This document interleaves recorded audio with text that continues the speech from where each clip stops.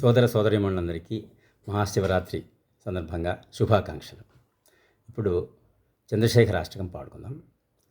చంద్రశేఖర చంద్రశేఖర చంద్రశేఖర పాహి మాం, చంద్రశేఖర చంద్రశేఖర చంద్రశేఖర రక్ష మాం. రత్నసానుశరాసనం రజతాద్రిశృంగనికేతనం, చింజినీకృతపన్నగేశ్వరమచ్యుతానలసాయకం. క్షిప్రదగ్ధపురత్రయం త్రిదశాలయైరభివందితం, చంద్రశేఖరమాశ్రయే మమ కిం కరిష్యతి వై యమః. పంచపాదపపుష్పగంధపదాంబుజద్వయశోభితం, फाललोचनजातपावकदग्धमन्मथविग्रहं. भस्मदिग्धकळेबरं भवनाशनं भवमव्ययं, चन्द्रशेखरमाश्रये मम किं करिष्यति वै यमः. मत्तवारणमुख्यचर्मकृतोत्तरीयमनोहरं, पङ्कजासनपद्मलोचनपूजिताङ्घ्रिसरोरुहं. देवसिन्धुतरङ्गसीकरसिक्तसीतजटाधरं, चन्द्रशेखरमाश्रये मम किं करिष्यति वै यमः. यक्षराजसखं भभगाक्ष हरं भुजङ्गविभूषणं, शैलराजसुतापरिष्कृतचारुवामकळेबरं. क्ष्वेळनीलगलं परस्वधधारिणं मृगधारिणं, चन्द्रशेखरमाश्रये मम किं करिष्यति वै यमः.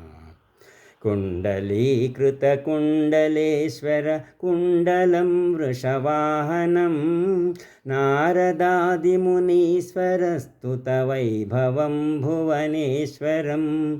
अन्धकान्तकमाश्रितामरपादपं मदनान्तकं, चन्द्रशेखरमाश्रये मम किं करिष्यति वै यमः.